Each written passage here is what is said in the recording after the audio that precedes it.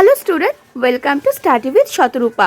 তো বায়োলজি গল্পের আরও একটা নতুন সেশন নিয়ে চলে এসেছি। প্রত্যেক সেশনের মতো আজকের সেশনেও টোটাল 20টা মতো প্রশ্ন থাকবে। আশা করছি প্রশ্নগুলো তোমাদের ভালো লাগবে। একটু অন্যরকম কোয়েশ্চেন রাখার চেষ্টা করেছি, সাধারণত নর্মাল থেকে একটু অন্যরকম রাখার চেষ্টা করেছি। আই হোপ ক্লাসটা তোমাদের ভালো লাগবে।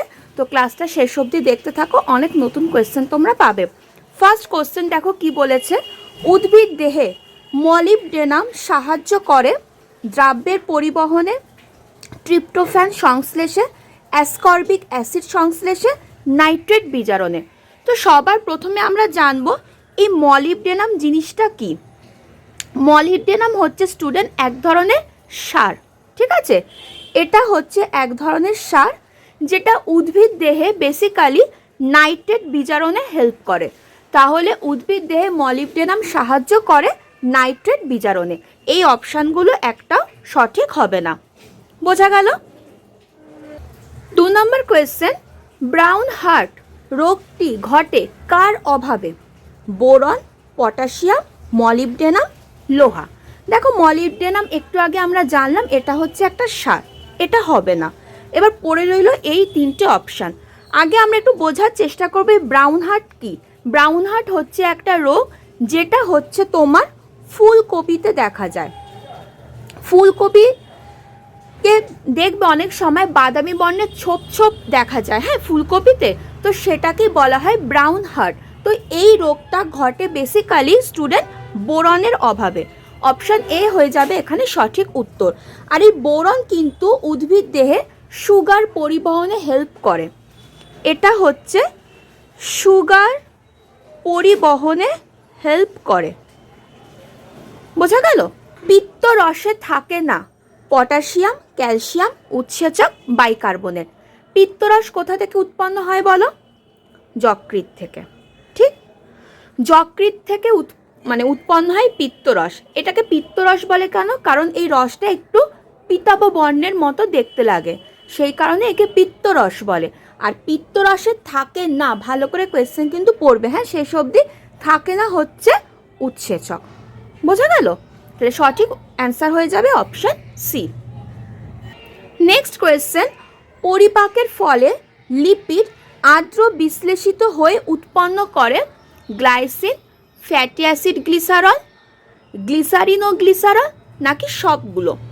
যখন কোনো খাবার পরিপাক হয়ে যায়, ঠিক আছে, ভালোভাবে, তখন এই লিপিড বা যেটাকে কি বলা হয় ফ্যাট, সেটা কিন্তু আর্দ্র বিশ্লেষিত হয়ে তোমার ফ্যাটি অ্যাসিড তৈরি করে আর সাথে গ্লিসারল তৈরি করে। শুধু গ্লাইসিন বা শুধু গ্লিসারিন, গ্লিসারল এরকম কিছু না। ফ্যাট কিন্তু আর্দ্র বিশ্লেষিত হয়ে ফ্যাটি অ্যাসিড আর গ্লিসারল তৈরি করে। অপশান বি হয়ে যাবে আমার সঠিক উত্তর। কেমন? কোশ্চেনগুলো ভালো লাগলে অবশ্যই শেয়ার করে দিও, কেমন? আচ্ছা, 5 নম্বর কোয়েশ্চেন, ল্যাকটিয়াল অংশগ্রহণ করে ল্যাকটিক অ্যাসিডের পরিপাকে, ফ্যাটের শোষণে, দুধের পরিপাকে, কোনোটি না। ল্যাকটিয়াল নামটা শুনেই মনে হচ্ছে হয়তো ল্যাকটিক অ্যাসিড পরিপাকে আর কি হেল্প করে বা অংশগ্রহণ করে, এরকম না। ল্যাকটিয়াল অংশগ্রহণ করে হচ্ছে ফ্যাটের শোষণে।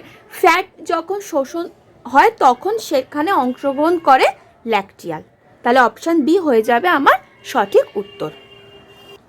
6 নম্বর কোয়েশ্চেন, হেপারিন কোথা থেকে নিঃসৃত হয়? Plasma, monocyte, lymphocyte, basophil. Heparin নিঃসৃত হয় স্টুডেন্ট, আমরা জানি হেপারিনের কাজটা কি। হেপারিনের কাজ হচ্ছে রক্ততঞ্চন রোধে সাহায্য করা, রক্তনালীর মধ্যে যাতে ব্লাডটা ক্লট না হয়ে যায় সেটাতে হেল্প করে হচ্ছে হেপারিন। তাহলে হেপারিন কোথা থেকে নিঃসৃত হয়? হেপারিন নিঃসৃত হয় কিন্তু বেসোফিল থেকে। বেসোফিল কি? বেসোফিল হচ্ছে একটা ডাব্লিউবিসি। আমরা জানি টোটাল 5 রকমের ডাব্লিউবিসি আছে: লিম্ফোসাইট, মোনোসাইট, নিউট্রোফিল, বেসোফিল আর হচ্ছে ইওসিনোফিল। তো বেসোফিল থেকে নিঃসৃত হয় হচ্ছে হেপারিন। এর কাজ হচ্ছে মেনলি রক্তনালীর মধ্যে রক্ততঞ্চনটাকে রোধ করা। এবার এখানে একটা ইন্টারেস্টিং জিনিস ঘটে। আমরা কি জানি অনুচক্রিকা হচ্ছে আমাদের দেহের মেরামতের কাজ করে। যখন কোনো জায়গা কেটে যায়, ঠিক আছে, তো সেই জায়গায় কি হয় না, অনুচক্রিকাগুলো ভেঙে গিয়ে থ্রম্বোপ্লাস্টিক নিঃসৃত করে। থ্রম্বোপ্লাস্টিন তারপর কি করে না, ক্যালসিয়ামের সাথে মিলিত হয়ে তোমার কি তৈরি করে না, প্রোথ্রম্বিনেজ নামে একটা উৎসেচক তৈরি করে। ঠিক আছে, সেই প্রোথ্রম্বিনেজ তখন কি করে, এই বেসোফিল ক্রিয়াটাকে বিনষ্ট করে দেয়। বিনষ্ট করে কি করে না, প্রোথ্রম্বিনকে থ্রম্বিনে পরিণত করে। ঠিক আছে, সেই থ্রম্বিন তখন ফাইব্রিনোজেনের সাথে যুক্ত হয়ে ফাইব্রিন তৈরি করে। সেই ফাইব্রিন তখন আবার রক্তজালকের সাথে আটকে গিয়ে তোমার ওই মানে একটা কি বলবো, ওই একটা শক্ত পিণ্ড মতো তৈরি করে, যার ফলে রক্তটা আমাদের বন্ধ হয়ে যায়। ঠিক আছে, কোনো জায়গা কেটে গেলে সেখান থেকে রক্তক্ষরণটা বন্ধ হয়ে যায়। তো এটা 3 থেকে 8 মিনিটের মধ্যেই কাজটা হয়। তো সেটাই আর কি, হেপারিন মানে বেসোফিল তো হেপারিনকে নিঃসৃত করছে যাতে রক্তনালীর মধ্যে যাতে রক্ত তঞ্চন না হয় সেটার জন্য। কিন্তু যখন কোনো জায়গা কেটে যায় সেই অনুচক্রিকা থেকে তোমার থ্রম্বোপ্লাস্টিন নিঃসৃত হয়। সেই থ্রম্বোপ্লাস্টিন ক্যালসিয়ামের সাথে বাইন্ড করে প্রোথ্রম্বিনেজ তৈরি করে একটা এনজাইম। সে তখন এই বেসোফিল ক্রিয়াটাকে নষ্ট করে দেয়। নষ্ট করে দিয়ে কি করে না, তোমার প্রোথ্রম্বিনকে থ্রম্বিনে পরিণত করে। সেই থ্রম্বিন আবার তোমার ফাইব্রিনোজেনের সাথে যুক্ত হয়ে ফাইব্রিন তৈরি করে। সেই ফাইব্রিনগুলো রক্তজালকে আটকে গিয়ে শক্ত পিণ্ডটা তৈরি করে। ঠিক আছে, যার ফলে রক্ত পড়াটা বন্ধ হয়ে যায়। কেমন? ওকে, চলো নেক্সট কোয়েশ্চেন কি বলেছে। নেক্সট কোয়েশ্চেন কি বলেছে দেখো, একটা ভালো কোয়েশ্চেন আছে। স্পার্মাটিড কোনটির বিভাজনে উৎপন্ন হয়? Secondary spermatocyte, primary spermatocyte, spermatozoa নাকি কোনোটি না? স্পার্মাটিড মানে কি? স্পার্মাটিড মানে হচ্ছে অপরিণত শুক্রাণু। ঠিক আছে, স্পার্মাটিড মানে হচ্ছে অপরিণত শুক্রাণু। ঠিক আছে, তো যেই পদ্ধতিতে শুক্রাণু উৎপাদন হয় সেই পদ্ধতিটাকে কি বলা হয়? স্পার্মাটোজেনেসিস। ঠিক আছে, তাহলে যেই পদ্ধতিতে তোমার শুক্রাণু উৎপন্ন হয় সেই পদ্ধতিটাকে বলা হয় স্পার্মাটোজেনেসিস। এটা আমরা জানি কৈশোরকাল মানে হচ্ছে 13-14 বছর বয়স থেকে মৃত্যু পর্যন্ত জিনিসটা ঘটে। তো এখানে সবার প্রথমে কি হয়? সবার প্রথমে যে স্পার্মাটোগোনিয়াম আছে, মানে যেটাকে বলা হয় তোমার আদি শুক্রকোষ, সেইগুলো সবার ফার্স্টে বিভাজিত হয়। ঠিক আছে, কোন পদ্ধতিতে বিভাজিত হয়? মাইটোসিস পদ্ধতিতে বিভাজিত হয়। ঠিক, মাইটোসিস পদ্ধতিতে বিভাজিত হয়। এবার মাইটোসিস মানে কি? 50-50, তাই না? অর্ধেক বিভাজন যেটাকে বলে। তো এখানে কি হয় না, মাইটোসিস পদ্ধতিতে বিভাজিত হয়ে ও তৈরি করে প্রাইমারি স্পার্মাটোসাইট। ঠিক আছে, মাইটোসিস পদ্ধতিতে বিভাজিত হয়ে কি তৈরি করে না, প্রাইমারি স্পার্মাটোসাইট। এবার এই যে তোমার প্রাইমারি স্পার্মাটোসাইটটা যে তৈরি হলো, এর 50% এই আদি শুক্রকোষ হিসেবেই থেকে যায়, বাকি 50% আবার তোমার পুনরায় বিভাজিত হয়। সেটা কোন পদ্ধতিতে বিভাজিত হয় না স্টুডেন্ট? মিওসিস পদ্ধতিতে বিভাজিত হয়। ঠিক আছে, মিওসিস পদ্ধতিতে বিভাজিত হয়। সেই বিভাজনটাকে কি বলা হয়? Secondary spermatocyte. এবার এই যে দ্বিতীয় দফায় যে বিভাজনটা হলো, ঠিক আছে, দ্বিতীয় দফায় যে বিভাজনটা হলো যেটাকে বলা হয় সেকেন্ডারি স্পার্মাটোসাইট, এই সেকেন্ডারি স্পার্মাটোসাইট দফায় কিন্তু তোমার স্পার্মাটিডটা তৈরি হয়। তাহলে এই দফায় কিন্তু স্পার্মাটিডটা তৈরি হয়। ঠিক আছে, এই স্পার্মাটিড তখন আবার পরে তোমার পুষ্ট হয়ে স্পার্মাটোজোনে পরিণত হয়, মানে এটা তখন পরিণত শুক্রাণুতে পরিণত হয়। পরিণত শুক্রাণুতে পরিণত হয়। ঠিক আছে, এবার এই যে অপরিণত থেকে যে পরিণত শুক্রাণুতে যে রূপান্তরিত হচ্ছে, এই প্রসেসটাকে বলা হয় স্টুডেন্ট স্পার্মিওজেনেসিস। ঠিক আছে, তাহলে অপরিণত থেকে তোমার পরিণততে পরিণত হচ্ছে, মানে পরিণততে ট্রান্সফার হচ্ছে, রূপান্তরিত হচ্ছে। তো এই প্রসেসটাকে বলা হয় স্টুডেন্ট স্পার্মিওজেনেসিস। তাহলে বোঝা গেল? তাহলে আমার এখানে কোয়েশ্চেনটা কি ছিল, যে স্পার্মাটিড কোনটির বিভাজনে উৎপন্ন হয়? তাহলে এখন তোমরা সহজে বলে ফেলতে পারবে যে স্পার্মাটিড তৈরি হয় সেকেন্ডারি স্পার্মাটোসাইট বিভাজনে, যেটাকে বলা হয় গৌণপর শুক্রাণু। কেমন? আচ্ছা, নেক্সট কোয়েশ্চেন দেখি কি বলেছে। কোন পর্বটি সম্পূর্ণভাবে সামুদ্রিক? সম্পূর্ণভাবে সামুদ্রিক, হ্যাঁ। Mollusca, Cnidaria, Annelida, Echinodermata. তো তোমরা এখানে মানে অপশান দেখে বুঝতে পারছো যে সম্পূর্ণভাবে সামুদ্রিক হচ্ছে ইকাইনোডার্মাটা। একটা ইকাইনোডার্মাটার উদাহরণ বলতে পারবে? যে কোনো একটা উদাহরণ। অ্যাস্টেরিয়াস, ঠিক আছে, অ্যাস্টেরিয়াস এসপি, ঠিক আছে, অ্যাস্টেরিয়াস এসপি। আর এদের গমনাঙ্গ কি? এদের গমনাঙ্গ হচ্ছে পোডিয়া। পোডিয়া হচ্ছে এদের গমনাঙ্গ। বোঝা গেল? নেক্সট কোয়েশ্চেন কি বলেছে, তারা মাছের অ্যাক্সিয়াল গ্রন্থিকে কি বলে? রেসিমোজ, প্যারোটিড, ডরসাল, বাদামি। অপশন দেখো। প্যারোটিড গ্রন্থি কোথায় থাকে? প্যারোটিড গ্রন্থি আমরা জানি ব্যাঙেদের থাকে। ডরসাল কি? ডরসাল হচ্ছে মানে আমাদের, মানে আমরা যদি আয়নার সামনে দাঁড়াই তো আমাদের যে ব্যাক পোর্শনটা আছে সেটাকে বলা হয় ডরসাল, আর যে ফ্রন্ট পোর্শনটা আছে সেটাকে বলা হয় ভেন্ট্রাল। বাদামি হচ্ছে একটা কালারের নাম বোঝাচ্ছে, তাহলে এই তিনটা তো হবেই না, তাহলে পড়ে থাকলো এ। তাই তারা মাছের অ্যাক্সিয়াল গ্রন্থিকে রেসিমোজ বলে। ক্লিয়ার হলো? নেক্সট কোয়েশ্চেন দেখো কি বলেছে। 10 নম্বর কোয়েশ্চেন, মেরুদণ্ডী প্রাণীর ভ্রূণ অবস্থায় অ্যাওর্টিক আর্চের সংখ্যা কত? 3, 4, 5, 6। আমরা জানি যখন ভ্রূণ অবস্থায় থাকে মেরুদণ্ডী প্রাণী তো অ্যাওর্টিক আর্চের সংখ্যা হয় 6। ঠিক আছে। নেক্সট কোয়েশ্চেন কি বলেছে দেখো। স্তন গ্রন্থিটি হলো পরিণত অ্যাপোক্রাইন গ্ল্যান্ড, এক্সাইন গ্ল্যান্ড, সিভেসিয়াস গ্ল্যান্ড, কোনোটি না। স্টুডেন্ট, সিভেসিয়াস গ্ল্যান্ড কি বলতো? সিভেসিয়াস গ্ল্যান্ড হচ্ছে তোমার যে গ্ল্যান্ড থেকে সিবাম খরিত হয়। আর এই সিবাম কার জন্য দায়ী? ব্রণর জন্য দায়ী। ঠিক আছে, তাহলে সিভেসিয়াস হবে না, এক্সাইন আলাদা, অ্যাপোক্রাইন হয়ে যাবে আমার সঠিক উত্তর। তো অ্যাপোক্রাইন গ্ল্যান্ড যখন পরিণত হয় তখন সেটা স্তন গ্রন্থিতে রূপান্তরিত হয়। ঠিক আছে, তো সেটাকে তখন স্তন গ্রন্থি বলা হয়। তাহলে অপশান এ হয়ে যাবে আমার সঠিক উত্তর। ক্লাস ভালো লাগলে অবশ্যই শেয়ার করে দিও। নেক্সট কোয়েশ্চেন কি বলেছে দেখো।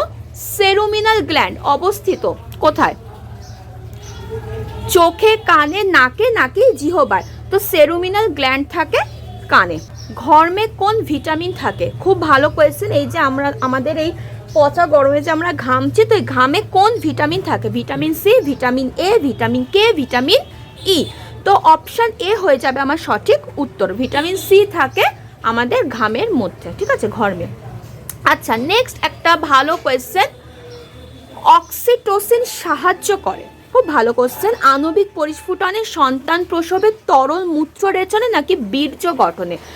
তো অক্সিটোসিন মেনলি সাহায্য করে হচ্ছে সন্তান প্রসবে। ঠিক আছে। নেক্সট কোয়েশ্চেন 15 নম্বর। গলগণ্ড হওয়ার কারণ? ঠিক আছে, আয়োডিনের অভাব, খারাপ গলা, বারে বারে জ্বর হওয়া, ঠান্ডা লাগা, হাঁচি, কাশি, এইগুলো। তো গলগণ্ড হয় আয়োডিনের অভাবে, আমরা জানি। নেক্সট কোয়েশ্চেন দেখো কি বলেছে, একটা ভালো কোয়েশ্চেন। সপ্তম করোটি স্নায়ু কোনটা? তো করোটি স্নায়ু টোটাল কতগুলো থাকে? 12 জোড়া। ঠিক, 12 জোড়া হচ্ছে আমাদের ক্রেনিয়াল নার্ভ। এবার এর মধ্যে বলেছে সপ্তম কোনটা? অডিটরি, ফেসিয়াল, অপটিক, নাকি ভেগাস? তো সপ্তম হচ্ছে স্টুডেন্ট ফেসিয়াল। ঠিক আছে, ফেসিয়াল কিন্তু একটা মিশ্র স্নায়ু। বাকিগুলো বলো তো কত নাম্বার? অডিটরি হচ্ছে 2 নাম্বার, এটা হচ্ছে 2 নাম্বার, এটা একটা সংবেদী স্নায়ু। অপটিক হচ্ছে 8 নাম্বার, এটাও একটা সংবেদী স্নায়ু।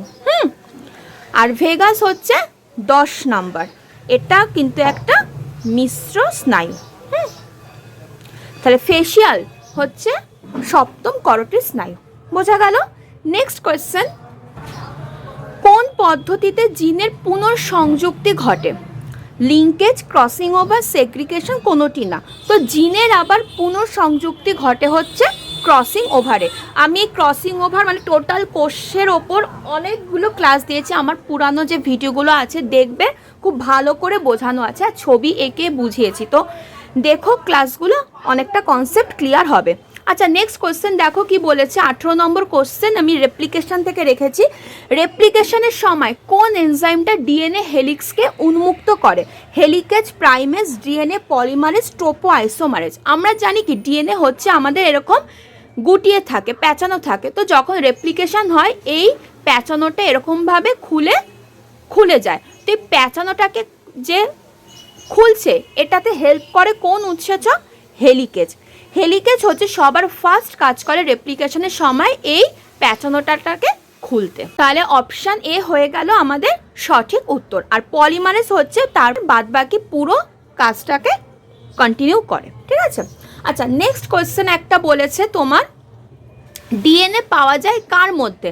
Lysosome, mitochondria, endosome, peroxisome. Option থেকে বুঝতে পারছো মাইটোকন্ড্রিয়াতে ডিএনএ পাওয়া যায়। আর আজকে শেষ প্রশ্ন মানে 20 নম্বর প্রশ্ন কি বলেছে, স্প্লিট জিনের কোডিং সিকোয়েন্স কীরকম? এক্সন, সিস্টোন, ইন্ট্রন নাকি অপেরন? দেখো স্টুডেন্ট, অপেরন কি? অপেরন হচ্ছে একটা জিনের গ্রুপ বা একটা বলতে পারো জিনেরই একটা সিস্টেম, যেখানে তোমার একটা অপারেটর জিন থাকে আর একটা স্ট্রাকচারাল জিন থাকে। কিভাবে জিনটার গঠন হবে, কিভাবে ও অপারেট করবে, সেই সিস্টেমটা হচ্ছে তোমার অপেরন। ইন্ট্রন কি? ইন্ট্রন হচ্ছে জিনেরই একটা নিউক্লিওটাইড গ্রুপ। সিস্টোন কি? সিস্টোন হচ্ছে তোমার বলতে পারো এটা জিনেরই একটা বিকল্প শব্দ। এটা হচ্ছে একটা ডিএনএ সেগমেন্ট যেটা তোমার পলিপেপটাইডের জন্য কোড তৈরি করে, ঠিক আছে। তাহলে পড়ে রইল এক্সন, বুঝতেই পারছো সঠিক উত্তর হয়ে যাবে এক্সন। এক্সন কি হচ্ছে, যখন তোমার ট্রান্সক্রিপশন হয়, ট্রান্সক্রিপশন মানে কি তোমার ডিএনএ থেকে আরএনএ, বেসিক্যালি mRNA যখন তৈরি হয়, তো এটা তখন তো এক্সন হচ্ছে ডিএনএর একটা তোমার বলতে পারো একটা ক্রোম, যেটা তোমার mRNA-র মধ্যে থাকে, মেসেঞ্জার আরএনএর মধ্যে থাকে, যেটা ব্লুপ্রিন্ট হিসেবে ব্যবহৃত হয় এবং অ্যামাইনো অ্যাসিডগুলোকে একত্রিত করে কি তৈরি করে না স্টুডেন্ট? প্রোটিন তৈরি করে, ঠিক আছে। তাহলে স্প্লিট জিনের কোডিং সিকোয়েন্সটা হচ্ছে এক্সন, বোঝা গেল? তো এই ছিল স্টুডেন্ট আজকের বায়োলজির গল্পের সেশনের টোটাল 20টা প্রশ্ন। আশা করি প্রশ্নগুলো তোমাদের ভালো লেগেছে। তো যদি ভালো লাগে তাহলে একটা লাইক করে দিও, শেয়ার করে দিও, কমেন্ট করো, আর 20টার মধ্যে কে কটা সঠিক করলে অবশ্যই সেটা কমেন্ট করে জানিও। আর নতুন হলে চ্যানেলটাকে সাবস্ক্রাইব করে দিও। তো চলো আজকে তাহলে এত অবধি থাকলো, নেক্সট ক্লাসে খুব তাড়াতাড়ি দেখা হচ্ছে। সবাই ভালো থেকো, সুস্থ থেকো, টাটা।